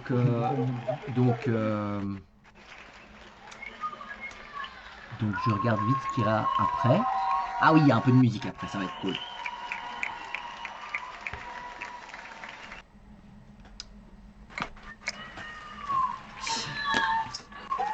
Linda, est-ce que tu m'entends? Non? Navin, je ne t'entends plus. Oui, c'est normal. Maintenant, tu m'entends? Oui, voilà, je t'entends. Ben merci, parce qu'à mon avis, on va passer à la suite. On entendait super bien, on voyait super bien. Oui, Maxime, on t'entend. Voilà, et ben, je vais taper dans mes mains sur mon balcon. Ok, merci Linda, et puis bonne soirée. À bientôt. À bientôt. Ciao. Maxime, bonsoir. Attends, est-ce qu'on a Maxime? Est-ce qu'on a déjà Maxime en ligne? On a un petit moment musical à vous proposer maintenant, avant les 2 derniers moments et puis la fin. Donc on a bientôt... J'ai du retour dans l'oreille, c'est bizarre. Jingle n'a pas l'air de marcher. Ah oui, j'avais encore C'est pas grave, il n'y a pas de jingle. Bon, on peut appeler directement Maxime du coup. Oui, mais il est quasiment là, il est derrière. Est-ce que vous l'entendez l'un l'autre? Allô Maxime, est-ce que tu m'entends? Non, je n'entends pas Maxime. Là, il est derrière son ordinateur. Il est derrière son ordinateur. Ah oui. Allô? Ouais Maxime, ça va? Ouais. Super.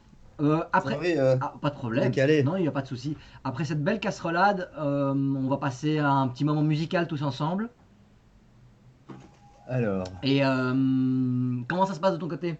Tu nous as fait apparemment une belle vidéo sur les réseaux sociaux. On ne se connaît pas, mais j'ai vu cette vidéo sur les réseaux sociaux tourner avec une chouette chanson, une reprise. Ouais, exactement. Qu'est-ce que tu fais dans la vie, peut-être pour préciser aux gens pourquoi tu débarques là avec Je suis musicien, prof de musique et c'est tout en fait. Voilà. Du coup, je fais ma vie avec tout ça. La vie du coronavirus fait que là tu joues de la musique à l'intérieur à ne plus savoir, à savoir devenir fou, c'est ça? Je sais pas, c'est bizarre. J'essaie de trouver des techniques pour donner cours d'une manière ou d'une autre. À distance. Voilà. Mais c'est très étrange, ouais, c'est pas évidemment. facile. Et donc finalement, oui, j'essaye de trouver du matériel vidéo pour faire tout ça. Et du coup, je fais des vidéos cool. aussi. Ouais. Et tu vas nous jouer quoi là, du coup? Si vous voulez, je vous joue donc mon fameux morceau reprise de l'été indien de Joe Dassin, qui est dans le contexte de. C'est super. Moi, je dis banco. Let's go quand tu veux. Est-ce que le piano s'entend bien? Est-ce que c'est pas trop fort? Est-ce que c'est confortable? Ouais, moi je trouve ça bien. Je peux regarder ce que les gens disent, mais je crois que ça va.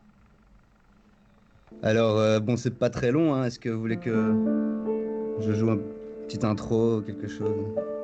Comme tu le sens, feel free.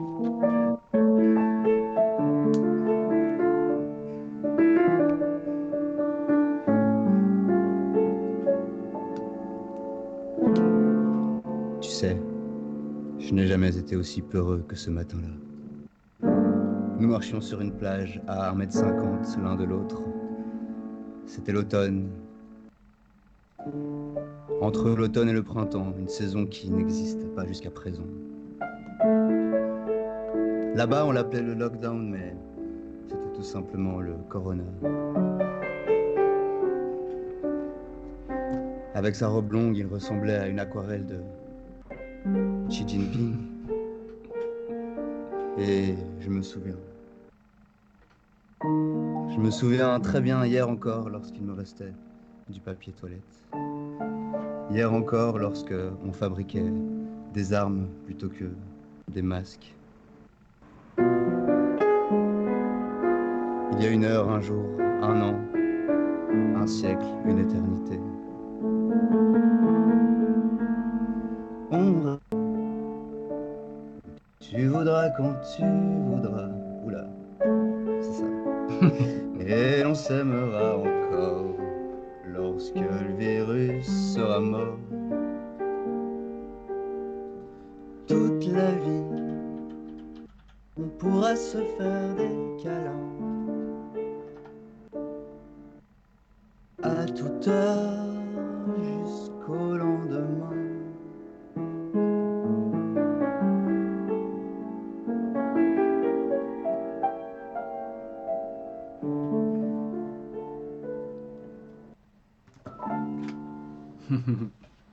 Voilà. Cool, trop bien. J'espère que les gens applaudissent derrière eux sur leur écran aussi. C'est trop bien, merci Max. Bah, merci à vous. Voilà, j'en fais d'autres. Hein. Là, je suis parti sur, sur une petite, mais quand vous éteindrez la vidéo, vous laisserez 5 secondes en plus et je vous ferai juste une petite musique de fin avec un aperçu. Ok, d'accord, ça va. On fera ça. JB, on pourra le mettre en fin d'émission pour faire son aperçu teasing de la suite. Non, juste quand tu coupes la vidéo ici maintenant. Ah oui, d'accord. Ben, on va la couper bientôt, donc voilà. Voilà. Et du coup, si tu veux des jingles, je veux bien les jouer aussi. J'avoue que ça m'amuse aussi assez bien de les faire en vocalise impro. Mais on peut faire un mix, on en reparle. On en reparle. Merci Maxime. Ça va. À bientôt. À bientôt. Ciao. Ciao. Alors.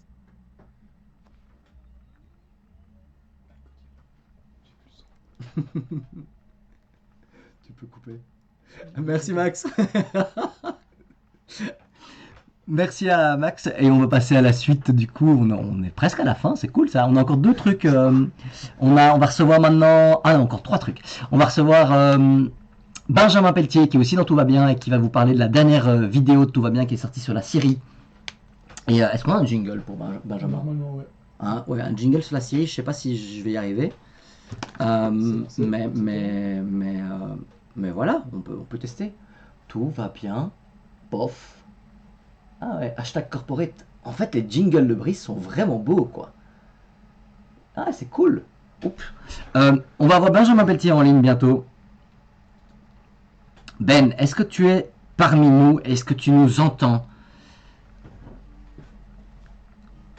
Ben, avec Skype, j'entends... Ah, ça s'est connecté. Par la magie d'Internet, Ben est en ligne avec nous. Bonsoir, Ben. Ça n'est pas encore. Est-ce qu'on va parler de ta vidéo, dernière vidéo qui est passée sur la Syrie, qu'on a diffusée sur Tout va bien récemment, là, il y a une semaine, je crois, juste avant que tout parte en vrille en Belgique. Mais il y a des endroits où ça part en vrille depuis bien plus longtemps que ça. Et la Syrie de Bachar el-Assad, avec cause de Bachar el-Assad, c'est un des endroits du monde où ça part en vrille depuis très longtemps. Ben oui, et donc moi c'est un truc que je fais depuis pas mal de temps, la Syrie, et j'avais depuis longtemps envie de faire une vidéo avec Tout va bien là-dessus.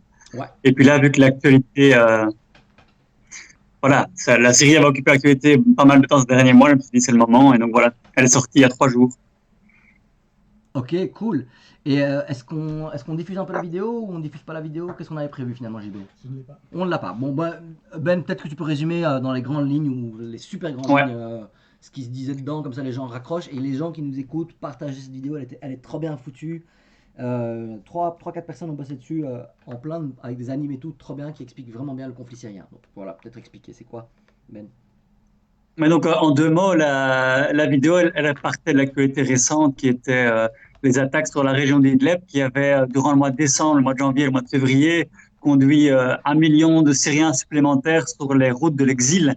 Et donc, je voulais un petit peu rendre hommage à ces Syriens-là. Et donc, la vidéo fait un peu un zoom sur 2 villes, les villes de Kaframbel, la ville de Sarakeb, qui sont des villes qui ont été reprises par le régime syrien, qui sont maintenant des villes plus ou moins en ruine et dont les populations ont été toutes jetées sur les routes. Donc, ce sont des villes vides et qui avaient été des villes assez importantes dans la contestation, dans la révolution syrienne, notamment via leur créativité, via les différentes actions qu'ils avaient faites. Et donc, c'est là-dessus que j'ai voulu faire un zoom.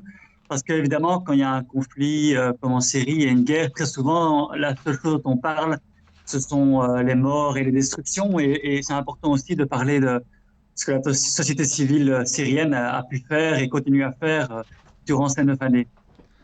Ok, qu'est-ce que tu vois d'important à dire du coup par rapport à ça? Comment la situation a évolué depuis la semaine passée? Est-ce que quelque chose a changé entre le moment où tu as fait cette vidéo et aujourd'hui, ou la situation n'a Ouais, pas ça. vraiment... Dis-moi. Mais donc, en fait, la vidéo, elle a été tournée il y a 15 jours, ce qui fait qu'effectivement, quand elle est sortie, l'actualité avait un petit peu avancé. En fait, depuis, il y a eu un cessez-le-feu, donc les villes reprises.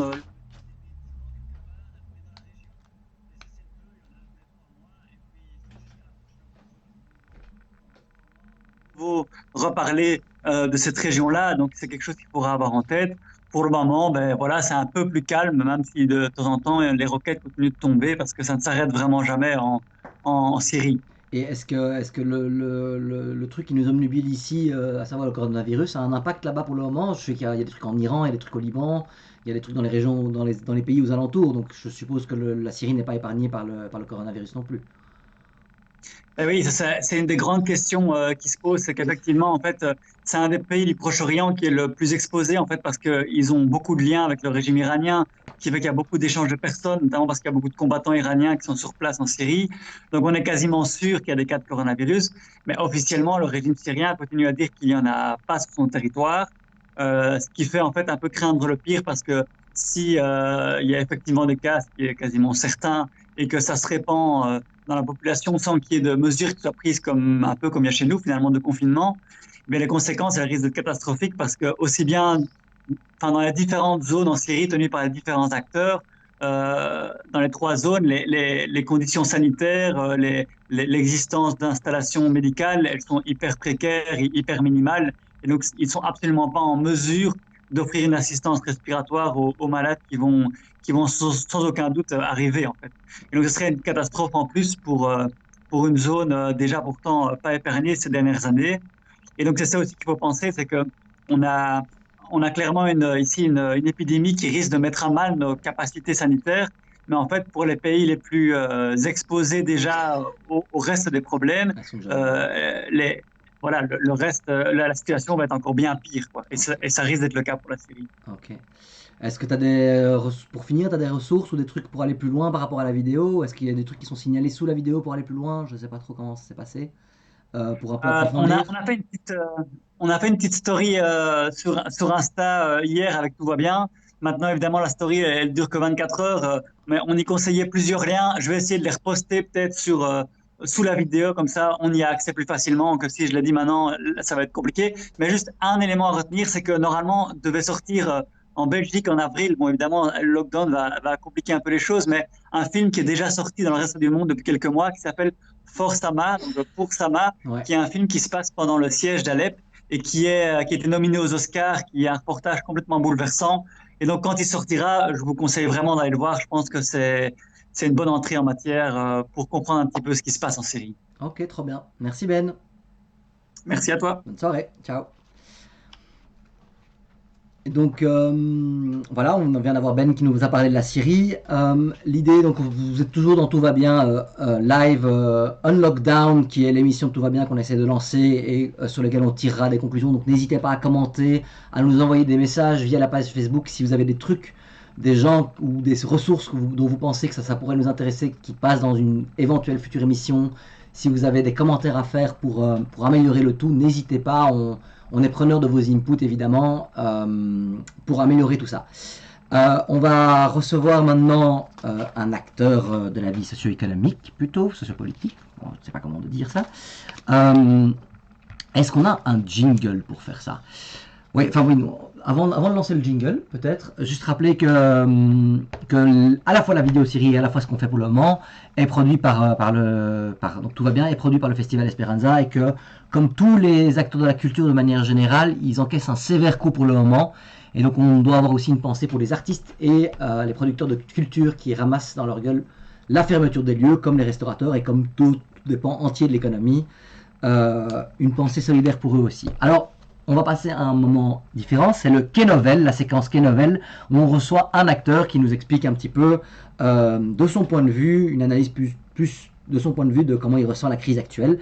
Jingle JB, K-Novel, live from Tout va bien, K-Novel, K-Novel, K-Novel live on Tout va bien,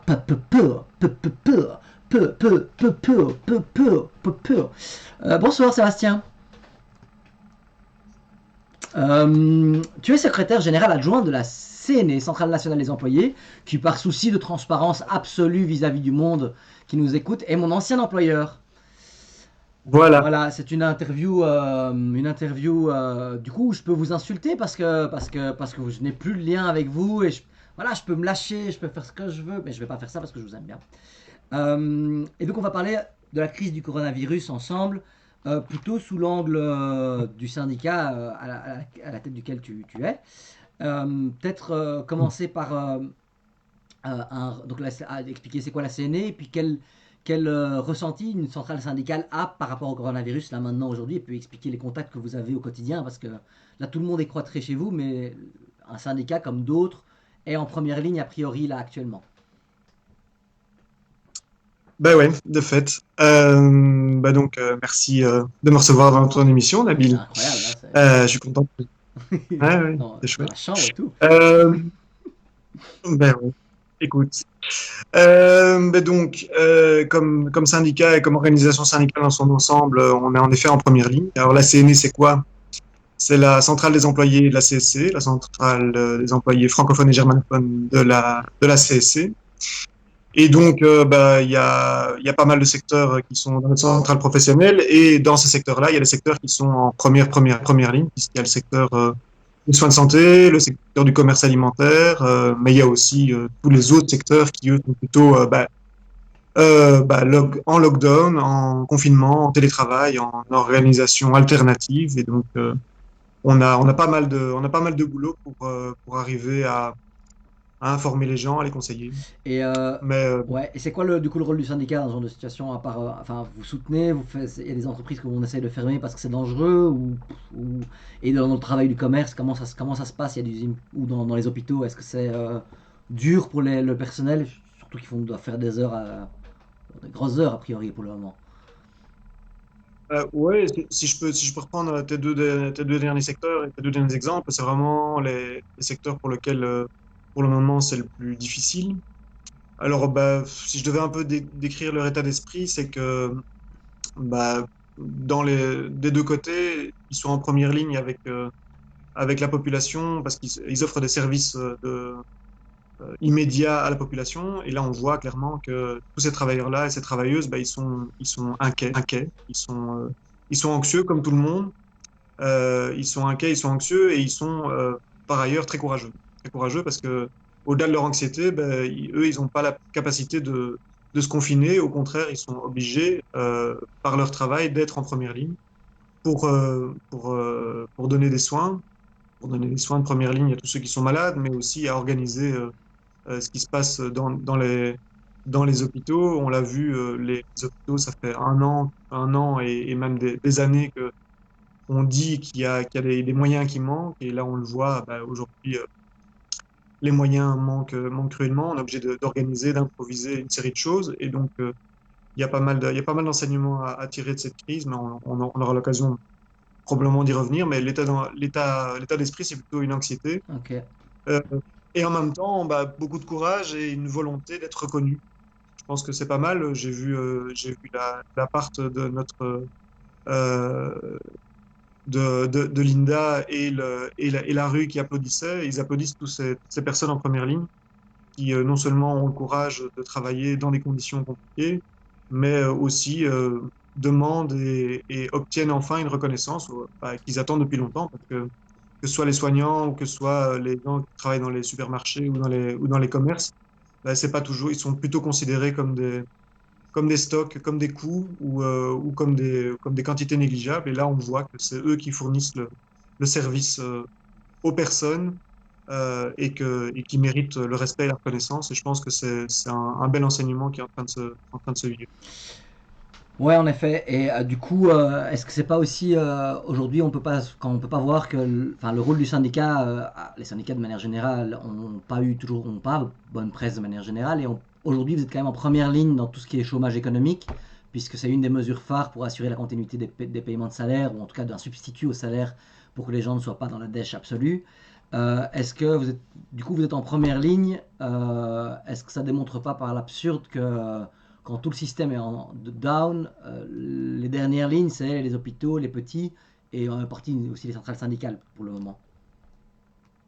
Bah oui, enfin, d'une certaine manière, on n'a pas le même, on n'est pas en première ligne de la même manière, mais de fait, l'ensemble de nos missions sont mobilisées de manière très importante et dans des conditions où on doit respecter aussi une forme de confinement, d'organisation du travail qui permet de devoir le faire avec le moins de contact possible. Donc c'est très compliqué puisque, bah, en fait, on ne fait pas que porter des sacs poubelles et boire des carapils. Figure-toi que là, c'est même dans très peu de cas le cas pour nous. La plupart du temps, et ce qu'on fait, c'est conseiller, informer, sensibiliser.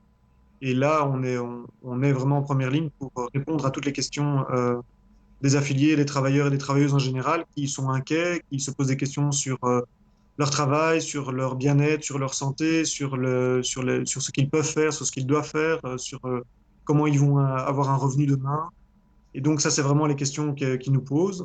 Et donc, pour ça, on doit mobiliser des ressources importantes pour pouvoir répondre à ces questions, aiguiller, conseiller et accompagner dans une série de démarches. Ok. Mais on a un rôle plus classique et plus connu de négociation. Là, on négocie à tous les niveaux, au niveau interpro, au niveau des secteurs ou des entreprises, pour négocier la manière dont on organise le chômage économique, dont on met en place des compléments salariaux, dont on assure le revenu des gens, dont on assure le travail en général. Ok.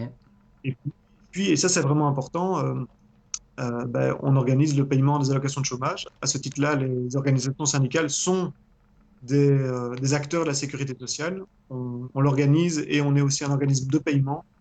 Et à ce titre-là, on a évidemment un travail énorme à réaliser aujourd'hui pour pouvoir payer du chômage temporaire à tous les travailleurs et travailleuses qui sont en lockdown et qui n'ont plus de travail parce que les entreprises ferment ou sont en chômage économique ou n'ont plus la capacité de pouvoir faire du travail. Et voilà. Et on a des travailleurs et des travailleuses, mais on affilie aussi, et c'est assez nouveau, des indépendants qui participent à les collectifs de travail et qu'on peut aussi pouvoir aider dans ces négociations et dans cette question d'information et de sensibilisation. Ok. Voilà, on démontre un peu par l'absurde qu'on ne fait pas que boire des carapaces. Ouais, c'est un peu triste d'en arriver à ce stade-là pour le faire, mais bon, soit. Peut-être revenir le petit entretien avec. Il t'a fait santé avec du vin. J'ai quoi? Il t'a fait santé avec du vin. Ah oui, il m'a fait santé. Je ne te vois pas, c'est parce que du coup, voilà, santé avec ma petite tasse qui est vide maintenant. Peut-être finir l'entretien avec un truc plus prospectif. Si on imagine que cette crise du coronavirus va passer, la crise économique et sociale risque de revenir de plus fort puisque plein de secteurs sont à l'arrêt. Est-ce qu'il y a des leçons qu'on peut tirer du point de vue de votre point de vue, du point de vue d'une centrale syndicale? Est-ce qu'il y a des choses qui avaient lieu hier qu'on peut absolument pas répéter demain et dont il faut absolument tirer leçon par cette crise-ci? Bah ouais, c'est un peu un lieu commun de dire qu'une crise, c'est toujours à la fois des risques et des opportunités. En l'occurrence, la crise, elle se surajoute à une série de crises qui existent maintenant depuis un sacré bout de temps. Hein. Depuis 2008, on parle de la crise financière et puis de la crise socio-économique, de la crise climatique et plus généralement d'une crise démocratique. Donc, on ajoute encore des couches et on se demande à un moment où on va arriver. Et où on va arriver, les réflexions qu'on se fait, c'est qu'elles peuvent aller clairement dans deux sens. Elles peuvent aller clairement dans deux sens. Il y a une vision pessimiste qui est une vision de repli sur soi, une vision de nationalisme bête et méchant, une vision de haine de l'autre, et aussi probable ou redouté d'effondrement des systèmes mondiaux qui sont à la fois une cause et un système tellement général que personne n'en est responsable directement.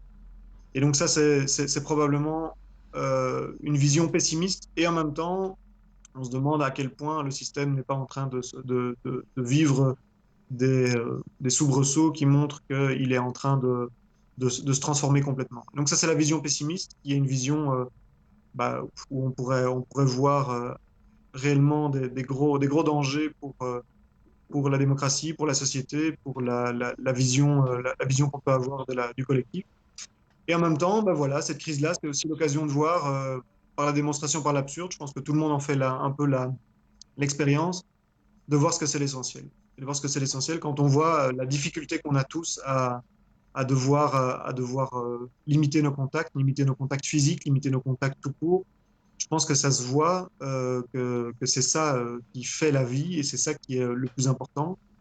On voit aussi que la diminution de l'activité, l'activité économique qui est obligatoire dans ce genre d'expérience montre ce qui est vraiment essentiel et ce qui l'est moins, montre ce qui est vraiment indépassable et ce qui pourrait l'être demain. Et donc là, il y a peut-être des enseignements à tirer, des choses à voir. Et il y a aussi, probablement, et ça c'est un enseignement important, la distinction entre de ce qui est du commun et de ce qui est du privé marchand, du privé tout court.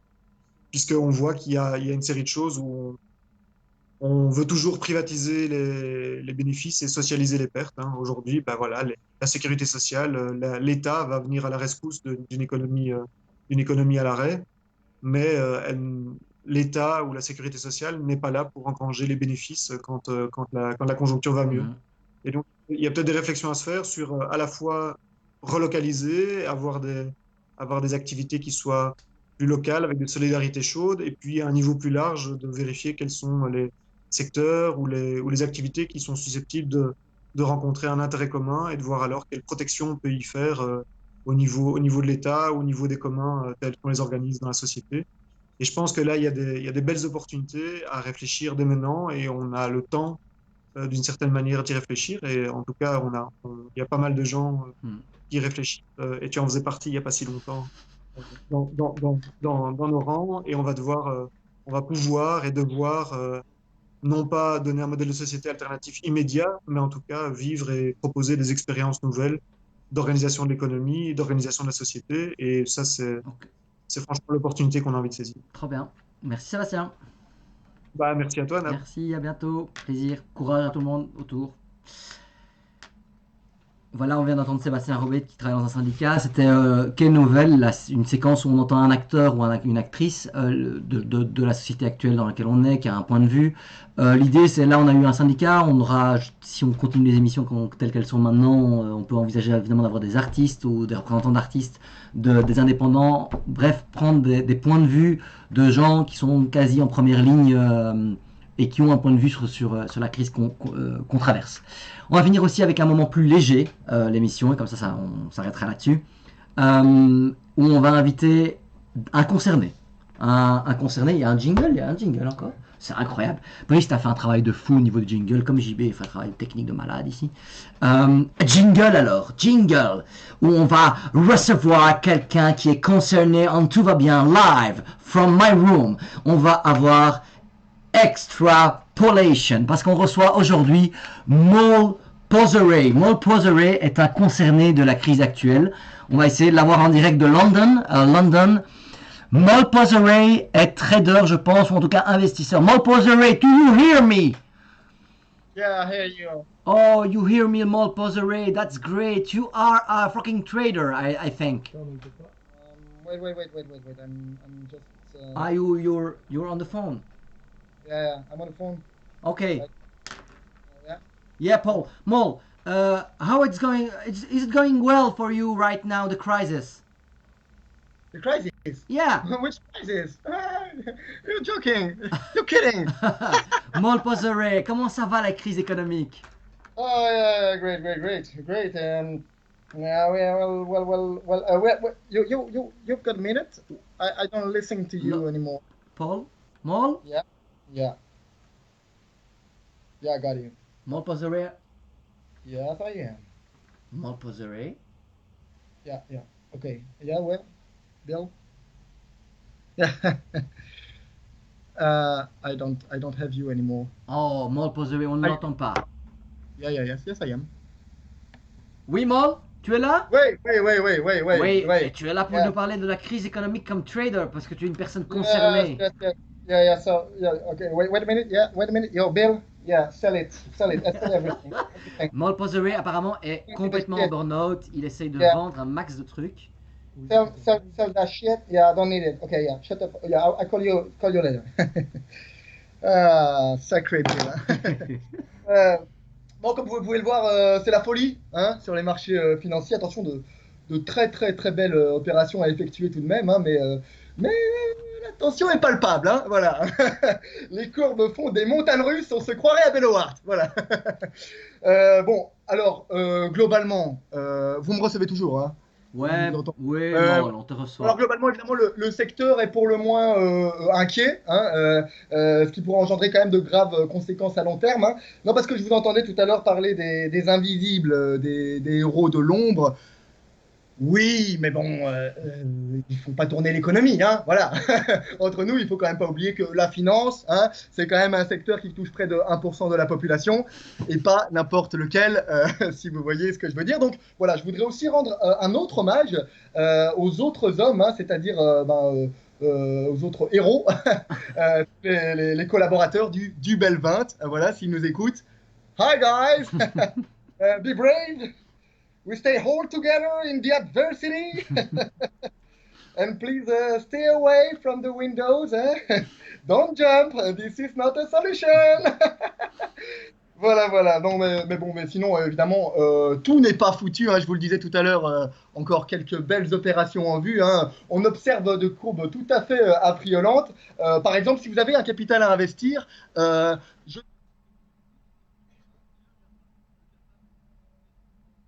on observe des pics impressionnants, hein, notamment, cela dit, assez prévisibles hein, entre nous, chez Alibaba, Amazon, Netflix, voilà, hein, tout le touti. On observe également un regain d'intérêt pour des valeurs un peu moins en vue, hein, telles que Hasbro, Dreamland, Maxi Toys, hein, on ne s'y attendait pas. Et à noter également une belle courbe exponentielle que nous n'avions pas anticipée non plus. Hein, ce seront les actions Scotex, Lotus, Kleenex, Barilla, Panzani, hein, qui font des scores absolument remarquables. Et évidemment, les incontournables fonds de placement, hein, notamment au niveau des assurances-vie, bien sûr, hein, où on a de très bons résultats. Hein, c'est toujours une valeur sûre en période de pandémie. Voilà pour les réjouissances. Alors bon, je ne vais pas vous le cacher, hein, tout le secteur n'est pas au top, hein, voilà, comme on dit.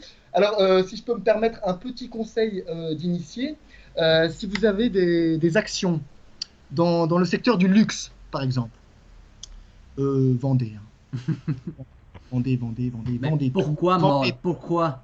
Vendez tout. Mais pourquoi? Mais parce que sans aucun touriste asiatique, autant vous dire que la situation risque d'être rapidement critique. Hein. Là, on voit déjà que des actions telles que Swatch, Prada, Rolex, Vuitton sont en train de toucher le fond. Attends, Mol, j'ai quand même une question.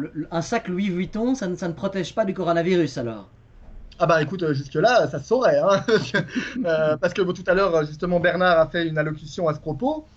Bernard Arnault. Hein, le chef de il était pas au top, hein, il était empreint d'une certaine émotion, on sentait des trémolos dans sa voix. Hein, ouais, non, il a fait cette déclaration en ces mots, il a dit si ça dure 2 mois, ça va. Si ça dure 2 ans, voilà, ce qui montre quand même une certaine fébrilité dans le secteur, hein, ce qui a quand même pas rassuré les investisseurs. C'est pourquoi j'aimerais d'ailleurs que nous observions ensemble 200 000 transactions de silence en hommage à Bernard. Voilà. Il a ajouté quelque chose, Nabil. Oui. Non. Je me demandais combien c'était, 200 000 transactions. J'ai aucune idée de combien ça fait. 12 secondes 30. Ok, voilà. Merci, Mol. Je vous en prie. Bon, alors ne déprimons pas, hein, parce qu'une bourse déprimée est une bourse vide, Nabil. Une bourse déprimée est une bourse vide, évidemment. Voilà, hein. Parce que j'ai vu sur les réseaux sociaux quelques très belles initiatives hein, venues des 4 coins du monde. Hein, c'est tout à fait remarquable. Et d'ailleurs, merci à tous les PDG qui nous offrent gracieusement leur temps, hein, et Dieu sait qu'il vaut cher, afin de trouver une solution. Donc big up à tous ces hommes et toutes ces... big up à tous ces hommes, hein, qui travaillent d'arrache-pied pour un projet de redressement, hein, parce que c'est ça, hein, la ville, les vrais héros de l'ombre, hein, Oui, voilà, oui. hein, ceux qui permettent de maintenir l'économie à flot. Hein. C'est vrai. Et ça, on a quelques spécimens en Belgique, hein, voilà, parce que l'une des plus belles propositions, elle nous vient quand même du nord du pays, hein, vous savez, là où il y a encore de l'ambition. Je plaisante bien sûr. Hein. Non, l'économiste Geert Noëls, hein, qui propose de supprimer un mois de vacances d'été afin de récupérer le travail en retard. Ah ouais? Pas mal. Une belle initiative. Ou alors chez nos voisins italiens également, hein, qui demandent aux sites de divertissement tels que Netflix, YouTube, tout ça, hein, de diminuer la voilure, hein, de diminuer leur bande passante afin de privilégier l'accès au télétravail. Hein. Ça, c'est quand même plein de bon sens. D'ailleurs, je voudrais en profiter pour passer un petit coup de gueule. Voilà. Parce que depuis tout à l'heure, j'observe à ma fenêtre, enfin depuis ce matin, il y a beaucoup d'employés qui ne travaillent pas. Ah.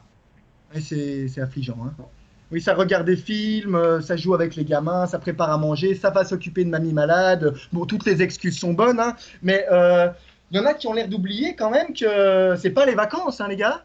Hein, y a une économie à sauver. Là, je veux dire, il y a le bateau qui prend l'eau, on a besoin de tout le monde pour écoper. Hein. Voilà, donc on lâche sa série et on retourne au travail. Hein. Non, parce que je vous vois là, hein, vous touchez la nouille, hein, pendant que Bernard, lui, il trime. Hein. Pourtant, Bernard, il est saigné jusqu'à l'os. Voilà. Hein. Donc le confinement, ce n'est pas les vacances. Voilà, j'aimerais être assez strict là-dessus parce qu'il y en a qui casquent, hein, derrière. Un peu de civisme, un peu de conscience globale, s'il vous plaît. Hein. On sort un peu du moi-je, hein, et on se remet au travail. Voilà. Hein. Donc moi, j'avais proposé une initiative solidaire dans cette optique, hein, pour encourager finalement les travailleurs qui seraient un peu en manque de motivation. Hein, voilà. Alors je vous invite tous à sortir demain matin à 6 heures voilà, avec une casserole ou ce que vous avez sous la main. Hein. Moi personnellement, je suis équipé. Voilà. Et alors vous allez vers votre fenêtre, hein, vous ouvrez la fenêtre, hein, et vous tâchez de les réveiller. Hein, surtout en donnant un petit coup de pied au cul comme ça, un peu. Voilà. Alors, par exemple, vous leur proposez, hein, on se sort les doigts du cul, hein, on a une économie à relancer, au boulot, que diable. Je vous vois, monsieur, hein, vous arrêtez de scroller sur Facebook, là, hein. C'est pas les enfants. Moll Poseré, merci. Sur la terrasse, les enfants. Moll, il est temps, voilà. il est temps de prendre, Voilà. il est temps de prendre vos... Rendez-vous demain matin à 6 heures. Hein. Oui, prends tes cachets, Moll. L'économie va couler. Fais-toi une idée. Solidarité avec les traders du monde entier. Voilà. Merci, voilà. Moll. Rendez-vous demain matin. J'espère que tu couleras avec les autres. Allez, bonne soirée, Moll. Avec plaisir. Salut. Allez, bonne soirée. Ciao. Bon, ben voilà, c'était la dernière chronique de Moll Poseré Trader, le moment Moll. Du coup, là, ça s'achève, l'émission s'achève. Certains diront enfin, j'espère que non, mais voilà. Donc, je vais juste dire deux petits trucs pour conclure l'émission. C'était l'émission Unlockdown, la première de Tout va bien, produite par le Festival Esperanza, en direct de un peu partout. Et donc, peut-être rappeler que le principe de l'émission qui était de tenir deux fils, à savoir assumer des moments légers et des moments moins légers où on parle du concret, des choses qui se vivent au quotidien actuellement dans la crise du coronavirus. On a essayé de tenir ce fil. N'hésitez pas à nous dire si c'était pourri ou qu'est-ce qui peut être amélioré ou les personnes qu'on pourrait inviter. Ça a été fait avec les moyens techniques du bord, ça a été préparé à l'arrache. On fait ça avec des webcams pour respecter le social distancing. Donc voilà, on n'est pas une grande TV avec plein de moyens et des régies et des trucs avec des tables et tout ça. C'est pas mon boulot. On n'a pas tout ça. Et donc voilà, on espère que vous êtes quand même plus dans l'émission. Et j'aimerais bien finir avec une pensée pour tous les gens qui galèrent pour le moment au quotidien et qui appellent à l'aide et l'aide essaye d'arriver. Mais comme l'a dit Joël en début d'émission, c'est difficile, mais il faut essayer de se montrer solidaire, de serrer les coudes et d'apporter tout ce qu'on peut à ses voisins, que ce soit dans les immeubles, que ce soit ses voisins en face, que ce soit via les groupes Facebook, que ce soit par exemple si vous avez des spectacles qui ont été commandés de ne pas demander le remboursement de vos tickets pour aider le secteur culturel. Voilà, ou qu'il y a des indépendants que vous connaissez, vous avez fait des commandes, comment est-ce que vous pouvez postposer les paiements. Voilà, plein de choses peuvent être faites pour adoucir le quotidien de tout le monde actuellement. On a encore au moins 3 semaines ou 4 à tenir tous ensemble. On va y arriver et on va y arriver ensemble. J'espère en tout cas. J'espère que vous êtes plus. Et au nom de toute l'équipe de Tout va bien qui a bien bossé tous ensemble. J'étais tout seul derrière l'écran, mais on est toute une équipe derrière à avoir préparé l'émission. Merci à JB à la technique, à Brice aux images, à l'équipe rédactionnelle, Nico, Jérôme, Louise, est-ce que j'ai oublié quelqu'un? Paul, Ben, enfin bref, Najat, Bethel, je crois que j'ai oublié personne là. Merci à tout le monde d'avoir préparé l'émission ensemble et on se retrouve peut-être bientôt. Si vous plébiscitez l'émission, peut-être qu'on en refera dimanche ou quoi, mais on n'est pas encore sûr. On revient vers vous rapidement.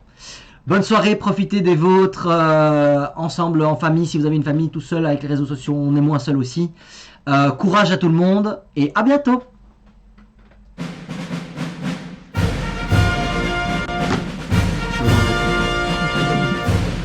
entend la musique? On m'entend sur mon corps. C'est dommage. Je suis en live from Tout va bien, je suis pas fatigué. C'était une blague.